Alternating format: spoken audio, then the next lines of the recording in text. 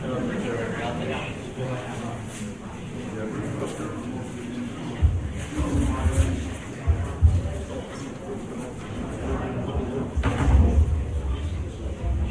everybody.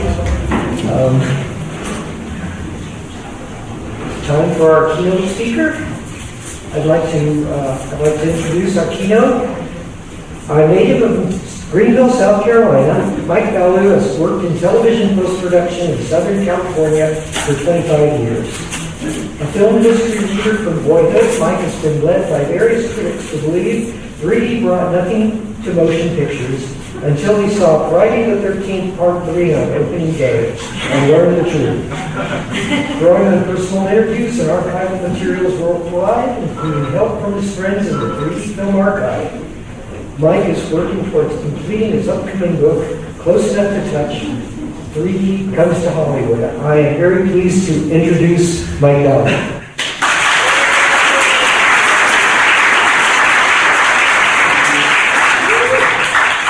Let me see what I can see here. Can everyone hear me all right? Yes. Good. All right. Well, you know what? I was going to originally ask for a show of hands. Originally, I was going to ask for a show of hands, but I can't see any hands. But some of you may have been here Friday, and you may have seen and heard the slideshow that I recorded to go with the Blu-ray of Lana Devil. You may have already heard that recording. If you did, please know that a substantial portion of my speech tonight covers the same data points. But the way I like to look at it is you've heard the recording, now you get to see the live performance, right? And I shall try to keep everything very interesting. The slides are fresh, you haven't seen them, and surely there's going to be some differences and distinctions in the way I present it. So, but I beg your patience, and I thank you for sitting through it twice, and for the rest of you, hopefully it'll be very fresh and you'll love it. I really hope so.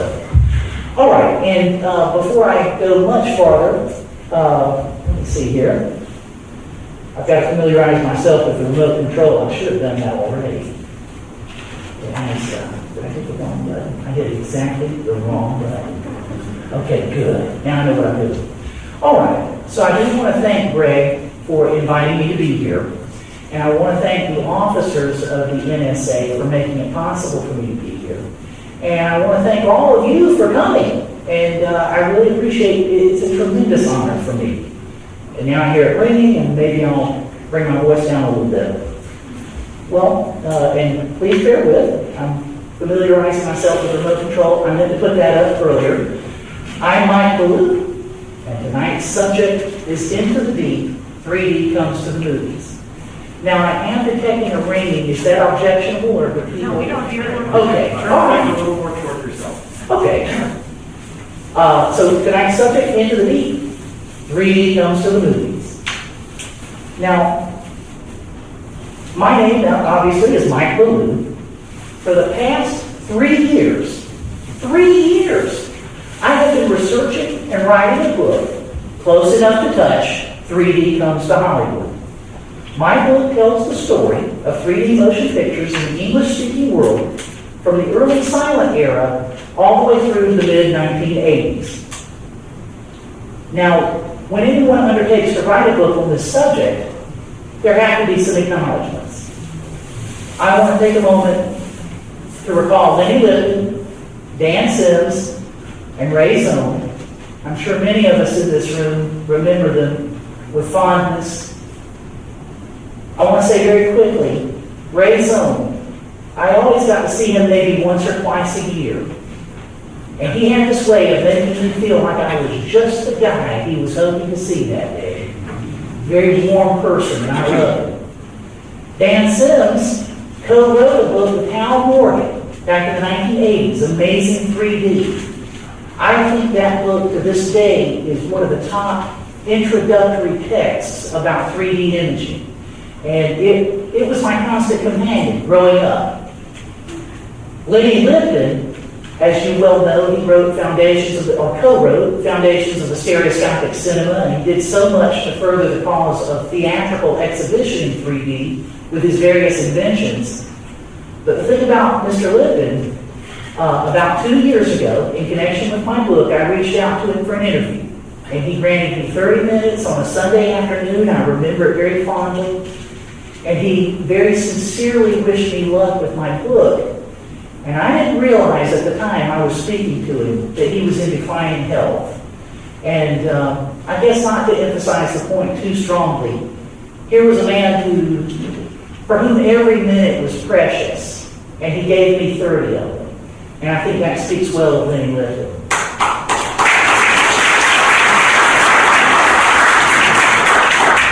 And I'll tell you right now, I could not be doing what I am now doing without my friends and colleagues in the 3D Film Archive. Bob Furmanet, Greg Kentz, Jack Theakston. They're the real masterminds.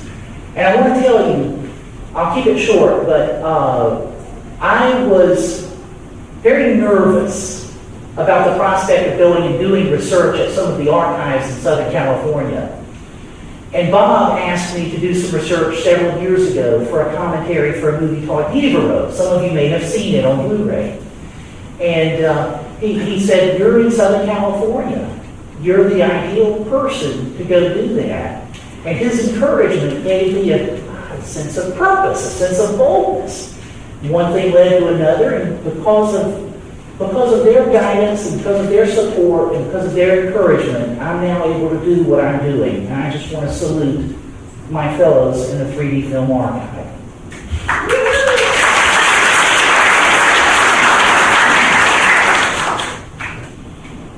Now, I think this audience, of all audiences in the world, needs no explanation that in the 1950s, there was a brief but very intense flirtation with 3D in Hollywood. Since that time, there's been quite a bit of ink spilled on the subject of Golden Age 3D in film books and articles, general film history books and articles.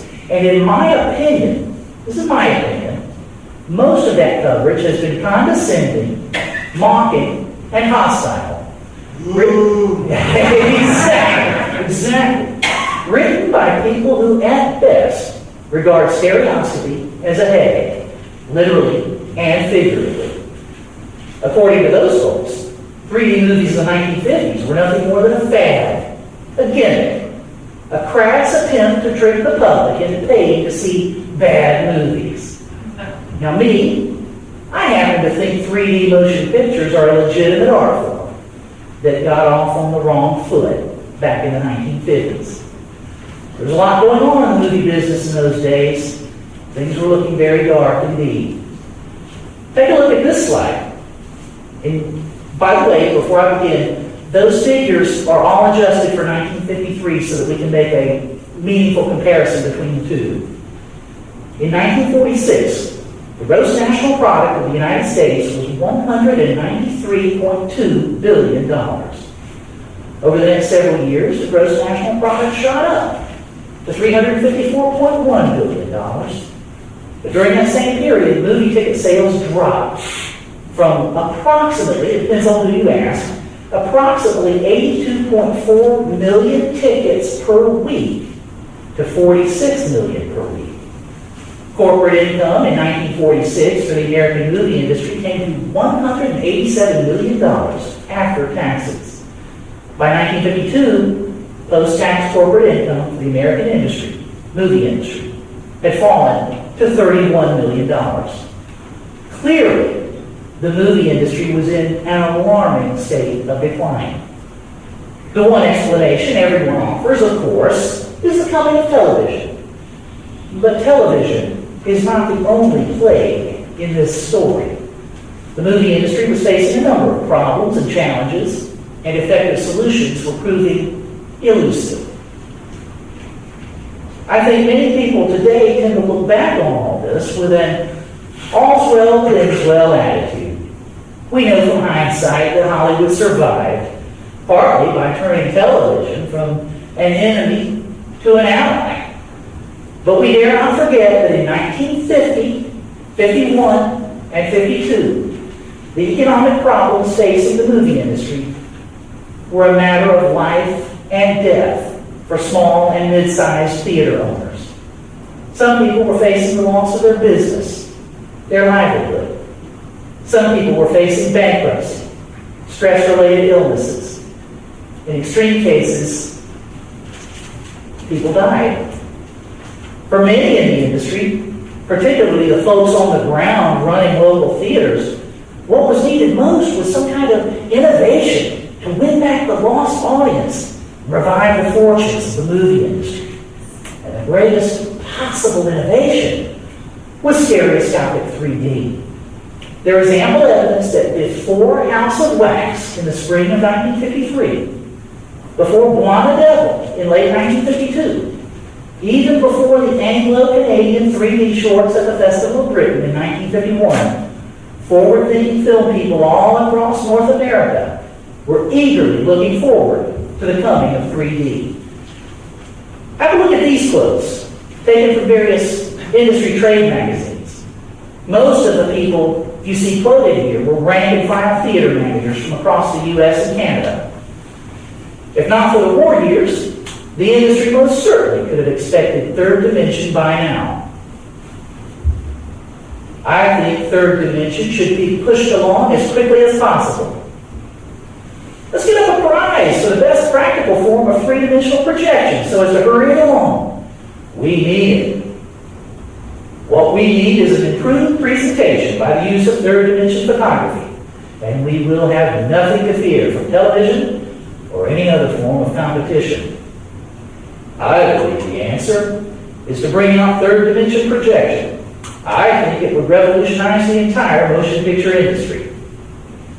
I'm convinced that the day is near at hand when third-dimensional films will be as universal as talkies are today. Keep in mind that most of these quotes date from a time when the most recent 3D film from Hollywood, the MGM Pete Smith anaglyphic short Third Dimensional Murder, had been out of circulation for close to 10 years. To underline, at the time of these quotes, there was no 3D feature film on the horizon coming from Hollywood.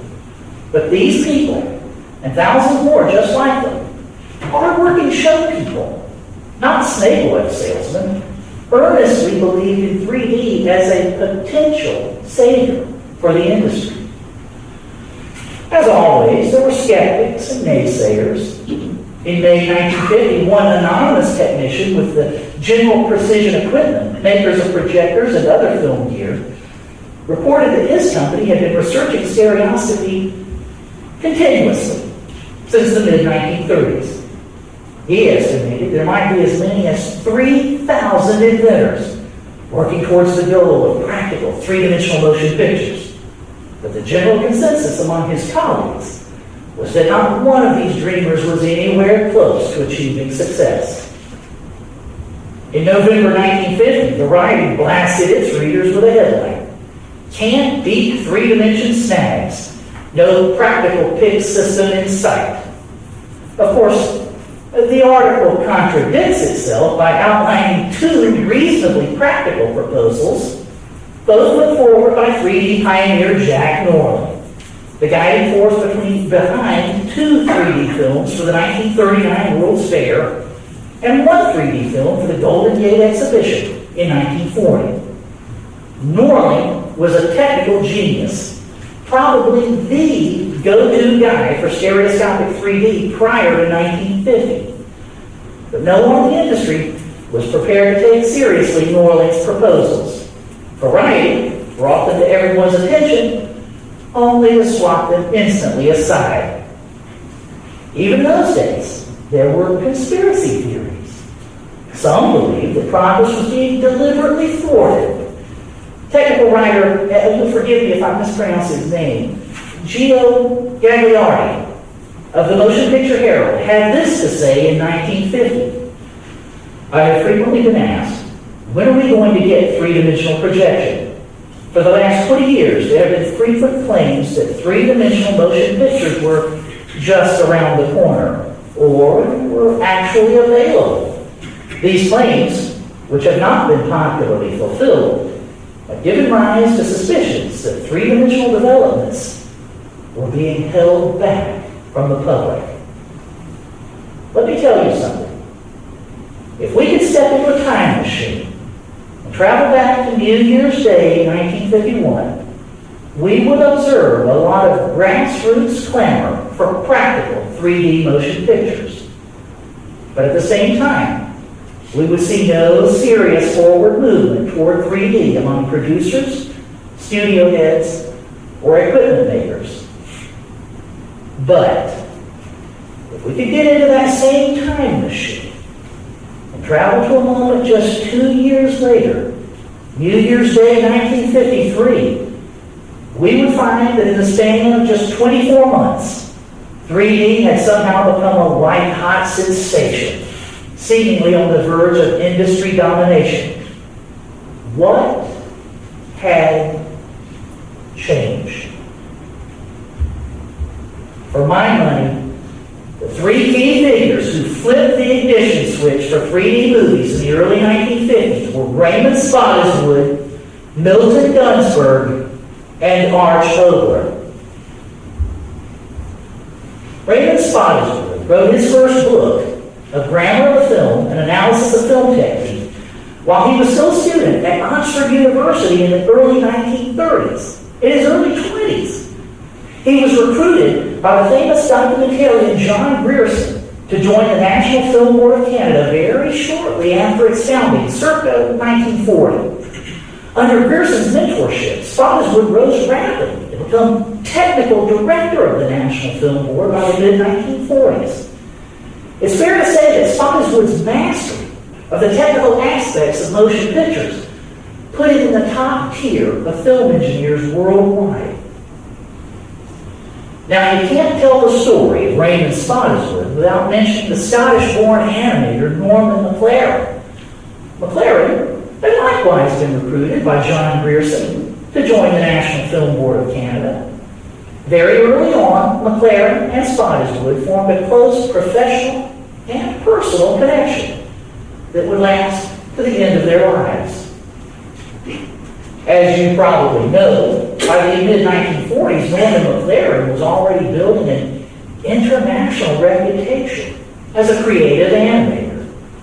McLaren's films used a grab bag of unorthodox techniques, very different from Hollywood cartoons. One of McLaren's signature techniques was drawing directly onto the film, creating simple designs that leap and flow and convey lively energy. When Pablo Picasso saw McLaren's 1942 film Hen Hop, the great artist is said to have remarked, "At last, something new in the art of drawing." In 1943, Norman McLaren bought a home stereoscope from an Ottawa junk shop. Instantly captivated, he soon wondered, how hard could it possibly be to make one's own stereoscopic drawings? Starting out with simple vertical lines on blank cardstock, McLaren quickly taught himself to make three-dimensional art. Now, it wasn't long before he outgrew the size restrictions of the home stereoscope, so he built what he thought was a novel stereoscope of his own design, using twin mirrors and placing the left and right views out to the sides on separate jumbo-sized cards. On a social visit to McLaren's apartment, Raymond Spottiswoode happened to notice this large twin mirror gadget hanging on the wall and exclaimed, "Ha ha! So you've made yourself a Wheatstone viewer." McLaren then learned the essential history of stereoscopy, of which Spottiswoode was already a devoted student. Now, while all this was going on in the mid-1940s in Canada, early planning was already underway in the United Kingdom for a massive exhibition, the Festival of Britain, to run from May to September 1951. Originally imagined as a World's Fair, the festival was soon reconceived as a national fair, to which all the world was cordially invited, designed to celebrate British achievements in science, industry, and culture. The Festival of Britain was also meant to commemorate the centennial of the Great Exhibition of 1851, popularly known as the Crystal Palace Exhibition. According to historical lore, the Crystal Palace Exhibition was where Queen Victoria first saw Sir David Brewster's stereoscope.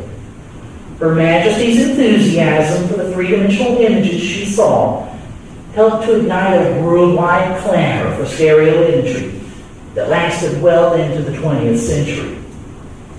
Of course, motion pictures would play a key role in the Festival of Britain, with a nod toward David Brewster and his famous stereoscope, and a forward glance towards a hopeful future. It was decided to present several films at the festival in stereoscopic 3D. The British Film Institute delegated authority for festival film decisions to Jack Ralph, formerly of the National Film Board of Canada. Ralph, in turn, recruited Raymond Spottiswoode to oversee the 4 3D films that would play at the festival. For his part, Spottiswoode wasted no time in securing the help of his friend, Norman McLaren. The small but remarkable theater that showcased these films at the festival, the telecinema, as it was called, was specially built to showcase several new technologies. In addition to 3D, the telecinema would present large screen projection television and 4-channel stereophonic sound.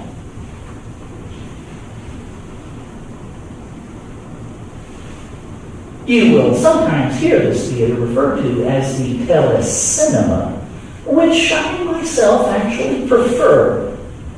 But we must note that the name above the door is telecinema. The telecinema was state-of-the-art in every way, built by the Canadian-born modernist architect Wells Coates. There were 402 seats, divided between 4 level and a single balcony. The screen was 20 feet wide, but for technical reasons we haven't time now to discuss, the actual projected image was only about 15 feet wide.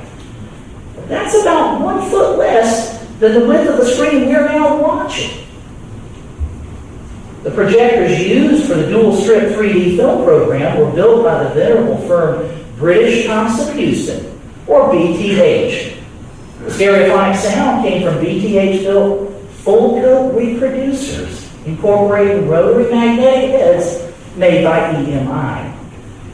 It is important to note that the telecinema also presented some specially curated 2D films.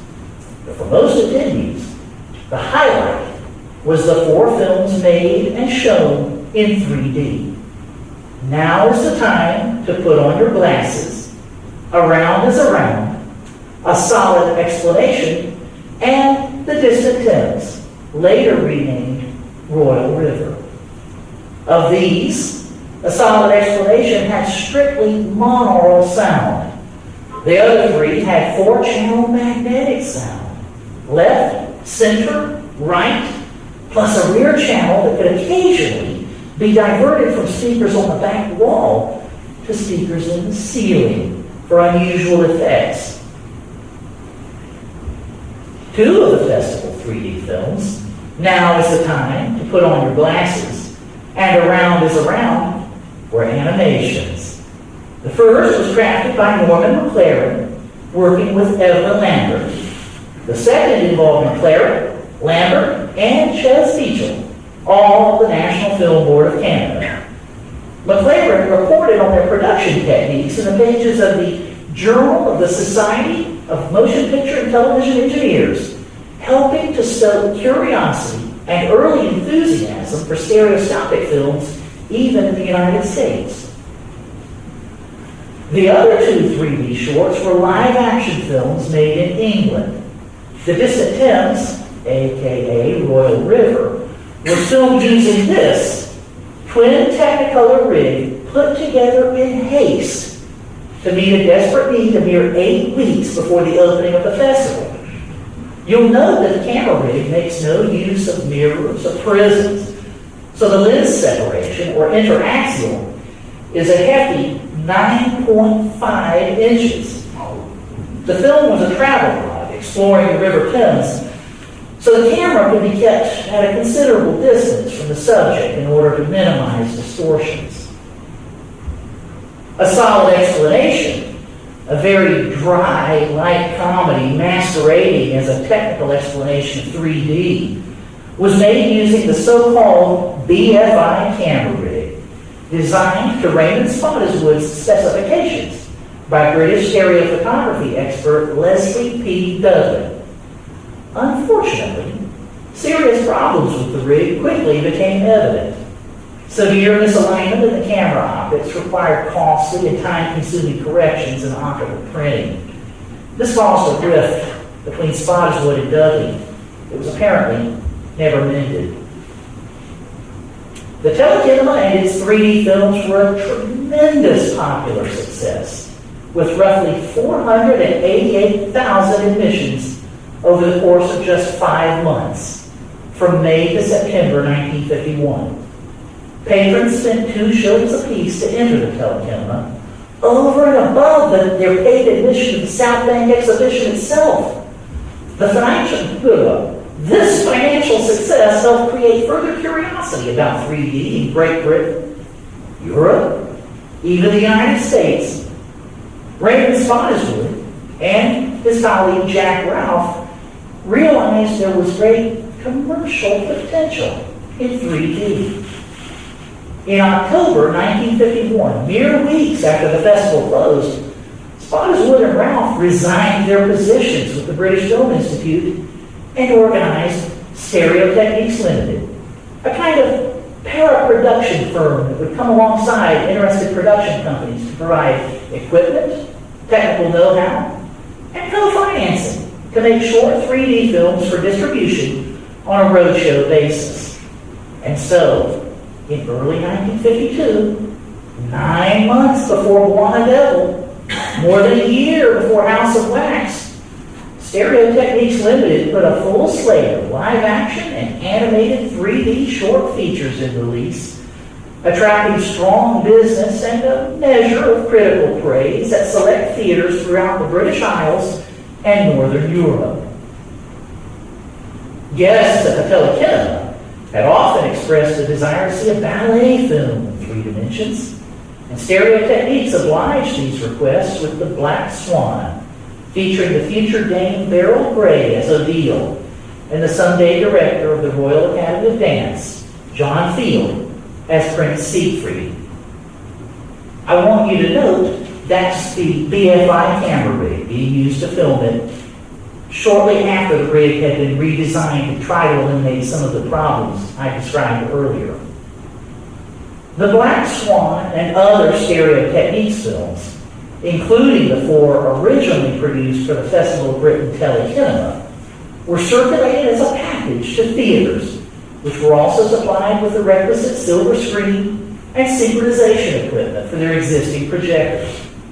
But let me underline one point. It's a bit of a theme for me. Despite what you may have read or heard elsewhere, The Black Swan was not produced in time to play at the telecinema during the Festival of Britain itself. In fact, when the Stereo Techniques package came to London in 1952, the films played at the Riverside Theatre a few miles upstream along the River Thames from the location of the telecinema. The Riverside Theatre was part of the Festival Pleasure Gardens in Battersea Park. The Pleasure Gardens were a kind of amusement park, separate and distinct from the South Bank exhibition that is usually regarded as the heart of the Festival of Britain. The Pleasure Gardens actually remained in operation for several years after the Festival of Britain closed at the end of September 1951. Some very important people wound up seeing the Stereo Techniques shorts. In June 1952, Steve Bossistow, head of the American animation studio UPA, which gave us Gerald McBoing and Mr. Magoo, saw the program at the Riverside Theatre and gushed, "Gee, these stereoscopic films, we'll make one of those for sure. When I get back home, someone in the UPA animation unit is bound to be interested, and if there isn't anybody, why, I'll hire them, meaning Stereo Techniques and/or Norman McLaren. Now here I have to insert a little point for some of you who may have read other histories. You will note that the Owl and the Pussycat animated short would not play the Riverside Theater until May 1953. We're talking summer of 1952 here. About a month after Buzzsastow visited, none other than Walt Disney was seen standing in the queue to see the show at the Riverside Theater.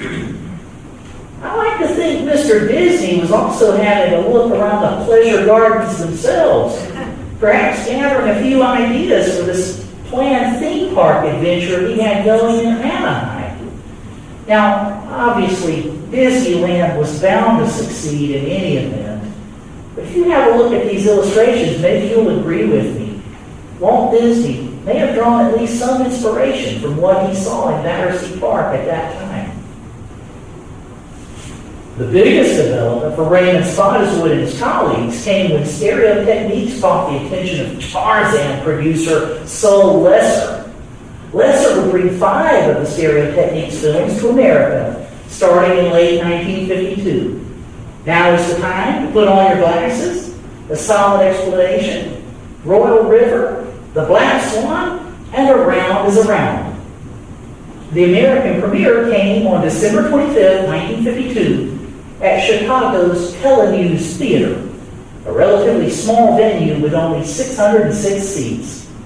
So great was the public infatuation with 3D by this point, a crowd of over 200 people were waiting outside when the doors opened at 9:15 in the morning, in temperatures as low as 22 degrees Fahrenheit. That's negative 5.6 degrees for those Celsius for those living in the civilized world. The films took in a record-breaking $5,000 on Christmas Day. The work of Raymond Spottiswoode put a spotlight on the commercial possibilities of 3D that was impossible to ignore, even on this side of the Atlantic. But by the time Stereo Techniques landed in America at Christmas 1952, it was already being overshadowed by developments that had originated in Hollywood proper.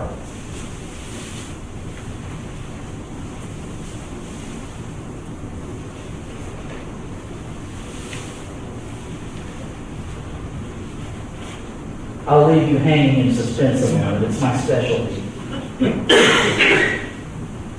Milton Gunsberg started out as a journalist, first with the Los Angeles Times and later with the New York Times. By 1938, he was writing short subjects at MGM and studying dramaturgy to improve his craft. He graduated with feature screenplays and radio plays and gained a reputation as a capable script doctor. During World War II, he worked for the Office of War Information in Washington, D.C. And here, let me insert a point. If you read other accounts of this story, and they describe Milton Gunsberg as a failed screenwriter, you toss that book into the fireplace. He was not a failure. He was an act of success. But as we've seen, after World War II, everything started to decline. After the war, Milton Gunsberg struggled. The ongoing production slowdowns that plagued the movie industry during the post-war years hit everyone hard, including Milton. His wife, Vera, was deeply concerned about his health. Even when times were good, she had watched as Milton spent 20 hours straight bent over his typewriter, too engrossed in his work to eat or sleep. Periods of unemployment were marked by intense worry. It was time to make a change. Big change. Gunsberg's father, Samuel, had read and thoroughly enjoyed a recent story treatment Milton had written. Now he tried to convince his son that the time was right to become a hyphenate, a writer-producer.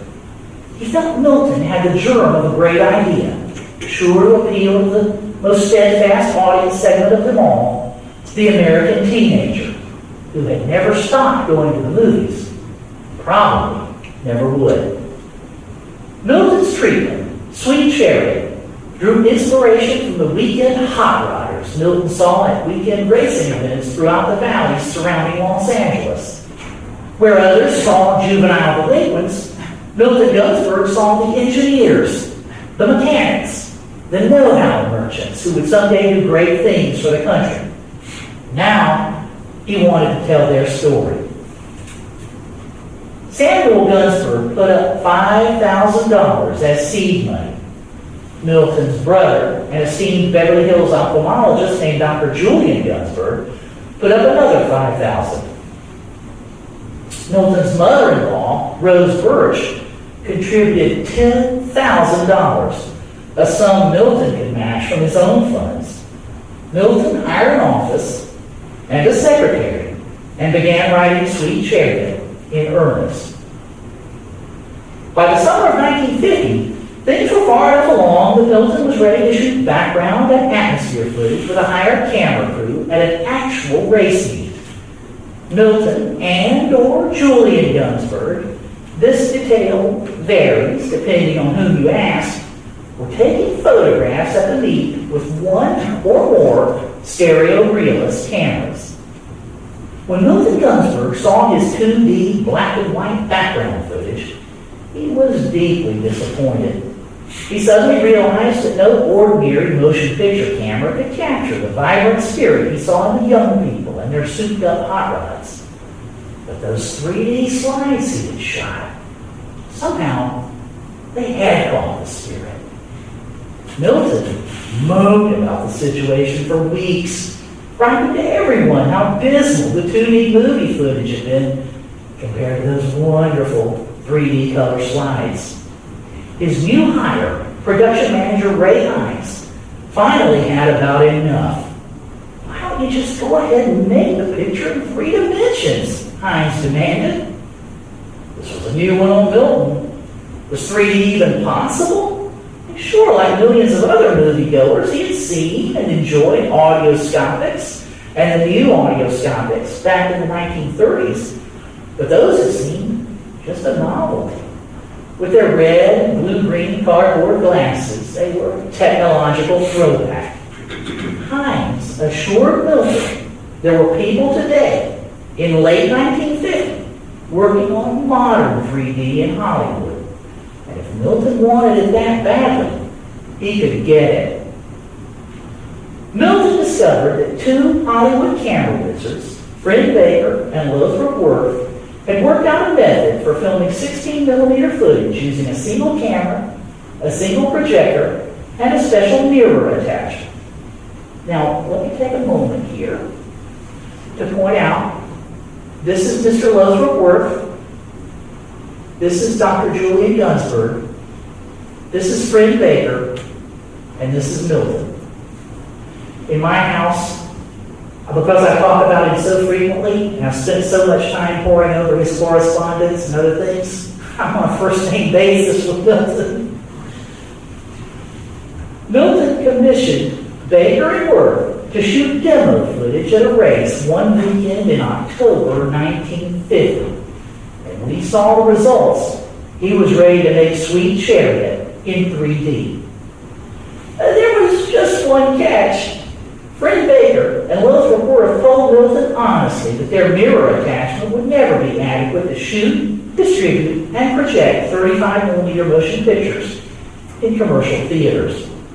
Very well then, Milton asked, what would it take to get 3 dimensions on 35mm film? Now, Fred Baker had been thinking about stereoscopic 3D for the past 30 years.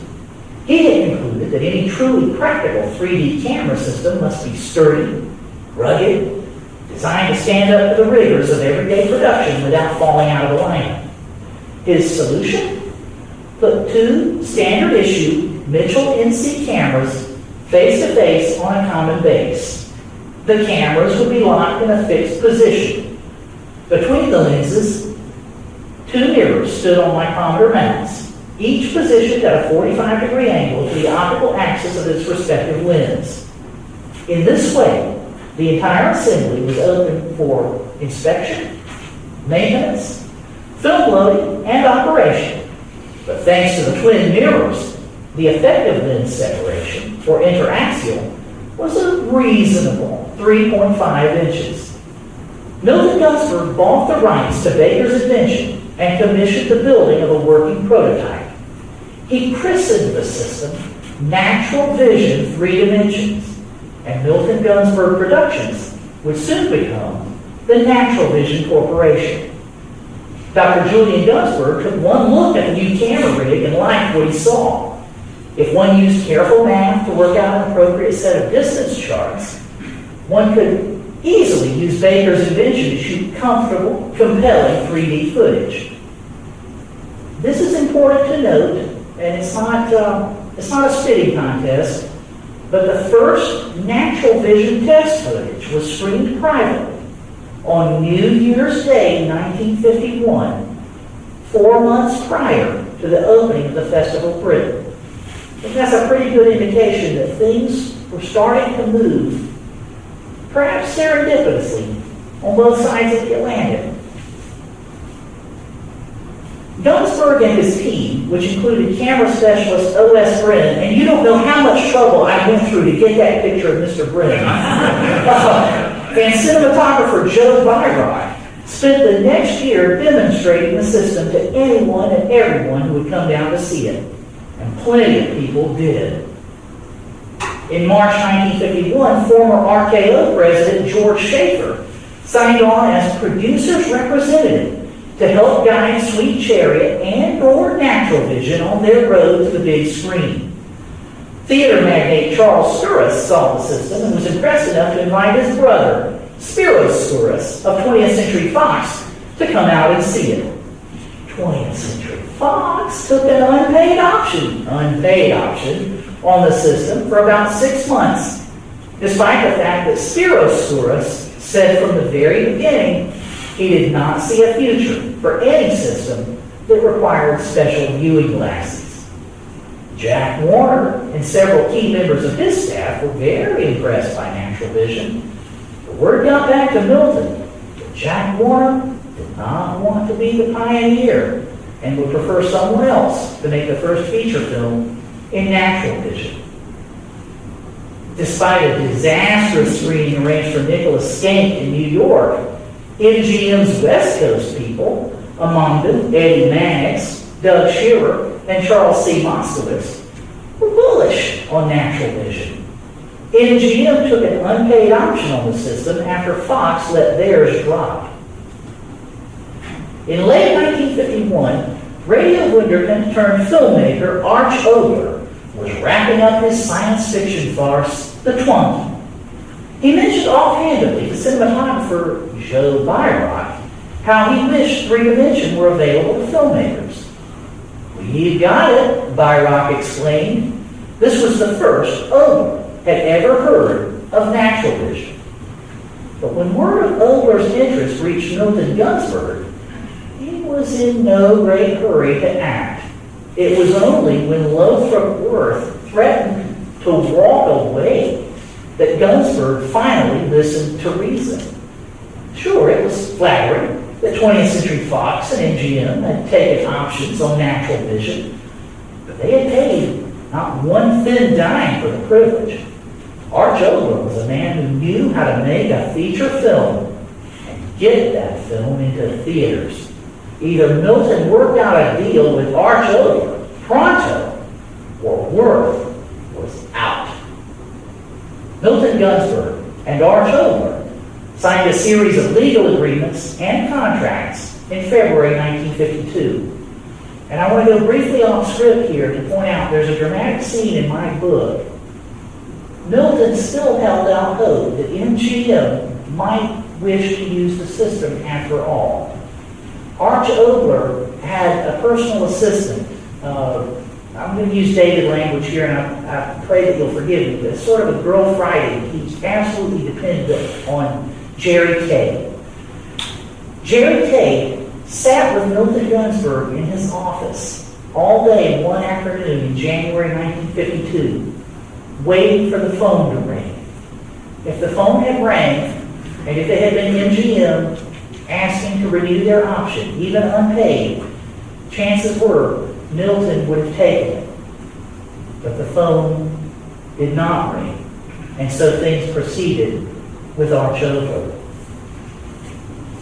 And as I may have already said, Gunsberg and Ogler signed a series of legal agreements and contracts in February 1952. Ogler's initial idea was to shoot an adaptation of Ronald C. Farr's 1946 novel, The Spear in the Sand, a kind of poetic and introspective variation of Robinson Crusoe. But Ogler had a few other ideas in his pocket as well, and this is how he described them in a document I found. He said he had a suspense story, a boy-girl story, and an African story. It just so happened that Ogler had been on safari in Africa back in 1948, where he collaborated with North Dakota industrial filmmaker William D. Snyder in creating literally miles of 16mm footage, plus audio recordings documenting all the exciting sights and sounds of his travels. And again, to veer off script just a tad, when you're watching Buona Devil in just a short while here on this screen, listen to some of the sound effects you hear. Some of them are authentic recordings made in Africa at that time. A native of Chicago, Ogler remembered past visits to the Field Museum of Natural History, where he saw the stuffed remains of the two real-life lions depicted in the 1907 book, The Man-Eaters of Tsavo, by Lieutenant Colonel Henry Patterson. Ogler decided this would be the basis of his foray into natural vision.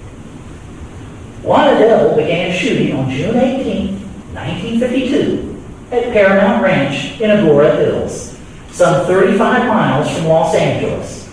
Ogler had chosen the location because it resembled the unspoiled African vistas he remembered from his working safari a few years prior. Buona Devil star Robert Stack visited rural Kenya years later as a guest of the ABC television series American Sportsman. He noted that the country looked amazingly like Arch Ogler's Paramount Ranch. The filmmakers knew they were off to an auspicious start when one of the two lions hired to portray the man-eaters, in reality, gentle giants owned by veteran animal wrangler Melvin Kuntz, christened the Natural Vision camera rig by peeing on it. Ogler never provided Milton Gunsberg a formal budget for the filming process, despite the fact he was contractually obligated to do so. Gunsberg was not happy, but he let the matter slide, since Ogler was at least getting a film made, something he himself had not been able to accomplish with Sweet Chariot. It turns out that Ogler was assembling financing for Buona Devil piecemeal, showing rushes to prospective investors on a near nightly basis after each day's filming. One such investor was star Robert Stack's own mother, Elizabeth. Some sources will tell you she was the biggest investor in Buona Devil. Not so. She put up $10,000, a good hefty sum. But Los Angeles showman Sid Feeder put up $29,500, and prominent attorney Bernard Bunny Cohen put up $17,500.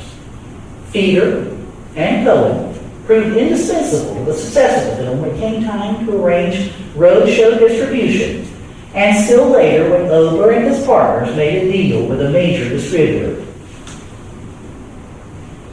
On November 4th, 1952, the Hollywood Paramount Theater began taking advance orders for tickets for the world premiere of Buona Devil, scheduled for Wednesday night, November 26th, Thanksgiving Eve in the United States.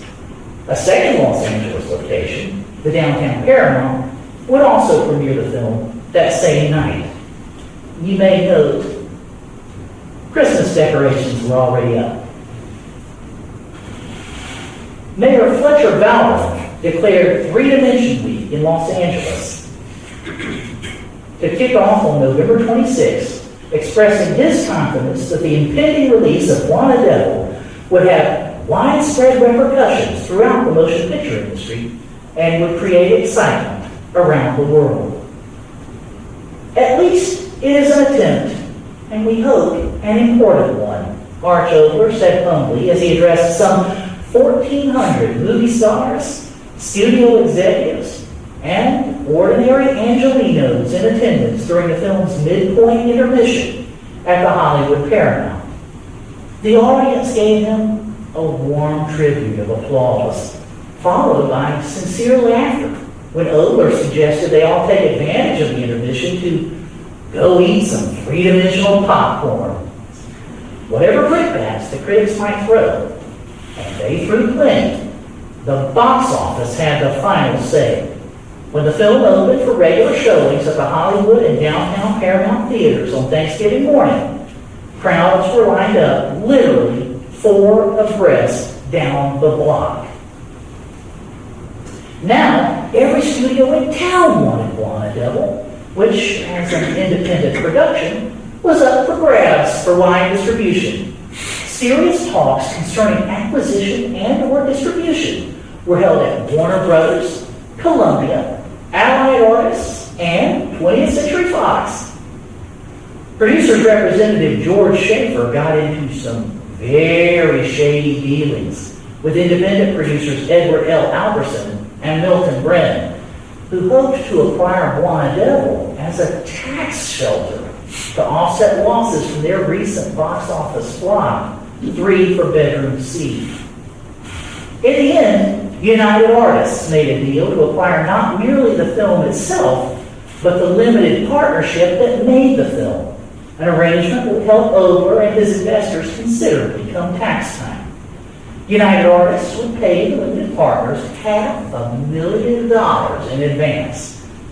UA would keep the first $500,000 in ticket sales to cover the costs of prints, advertising, and distribution, and then the next $500,000 to recoup that initial advance. After that, all gross receipts would go to the limited partners until a set limit was reached. So long as the film continued to perform at the box office, the limited partners could expect to receive up to $1.75 million in total over time. Arch Oboler would emerge $790,087.43 the richer. Milton L. Gunsberg would ultimately receive $270,500 plus a flat $10,000 for his self-produced prologue short, M. L. Gunsberg Presents Natural Vision 3 Dimension. Incidentally, that short is also on tonight's program. Gunsberg's Natural Vision system and an exclusive contract he held with the Polaroid Corporation for 3D glasses would net him considerably more over the course of 1953. Back in December 1952, there had been talk of buying Wanna Devil at Warner Brothers. Producer Brian Foy walked into Jack Warner's executive office to find Ben Calvinson and a bunch of other studio suits waiting for him. Foy had been bugging everyone for months that Warner should make its own 3D movie. Now, they were looking to buy this one instead. Ben Calvinson looked at Brian Foy. Should I buy Wanna Devil if I can get it for $750,000? By all means, Foy replied. Could you make the picture you have in mind for $750,000? Yes, said Foy. Then let's make that picture, Calvinson said. That picture, of course, would turn out to be House of Wax, the biggest 3D hit of the 1950s, and one of the greatest 3D movies ever made. But that is another story for another time. Now, in the next few minutes or so, we will be among the first to see the new restoration of Arch Oboler's Wanna Devil from Kino Lorber and the 3D Film Archive. As you watch Wanna Devil, I want you to try to put yourself in that premiere audience the night before Thanksgiving 1952, who thought maybe, just me, they were getting an advanced look at the three-dimensional future of motion pictures. Whatever its strengths or whatever its faults, Juana Devil led to a brief but intense flurry of technical exploration and creativity in Hollywood that I believe still has the power to capture both eyes and the imagination 7 decades later. An amazing moment when the very future of motion pictures seemed close enough to touch. Thank you.